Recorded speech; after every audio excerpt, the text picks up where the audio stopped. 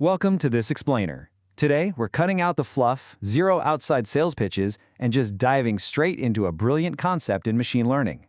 We're looking at exactly how we build smarter predictive engines.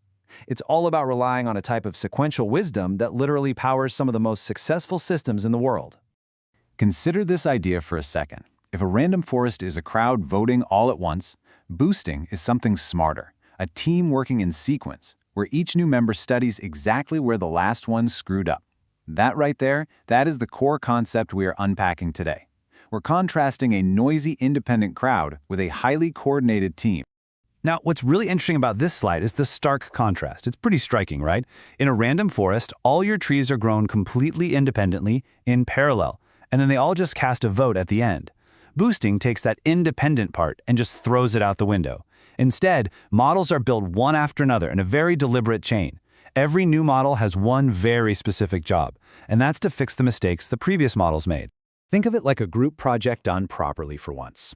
The first member takes a rough pass at the whole problem. They get a lot right, but they definitely make some clear errors.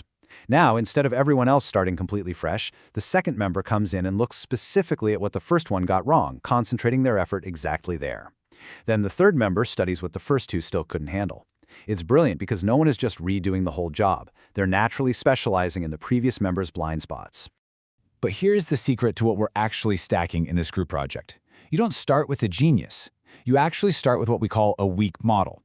Often this is just a really shallow decision tree that is honestly barely better than a coin flip. And that's totally fine. You watch where it fails, and then you train the very next model to pay special attention to those exact failures.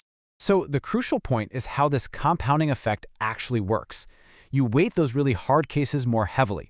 Then the next model tackles them, and the next, and the next.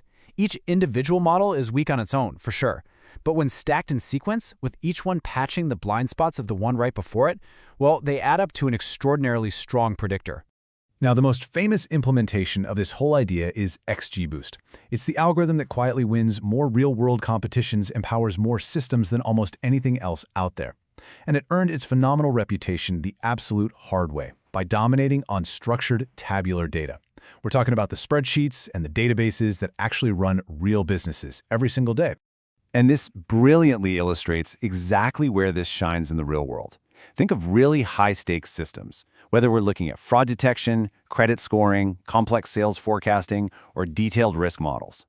On this kind of structured data, boosting is very often the absolute winner, hands down. But, there is a catch here. Because each model in the chain is obsessively chasing the previous one's errors, boosting can sometimes get a little too eager. It can actually start fixating on the random noise in your training data rather than the real underlying pattern. Because of this, it definitely requires a much more careful hand to tune compared to something like a random forest. But the core idea? It is undeniably worth keeping. A random forest asks a crowd to vote.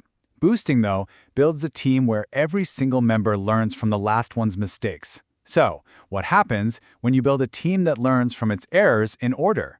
Well, it turns out you create one of the most powerful predictors we even know how to build. Just a little something to think about the next time you're looking at your own data.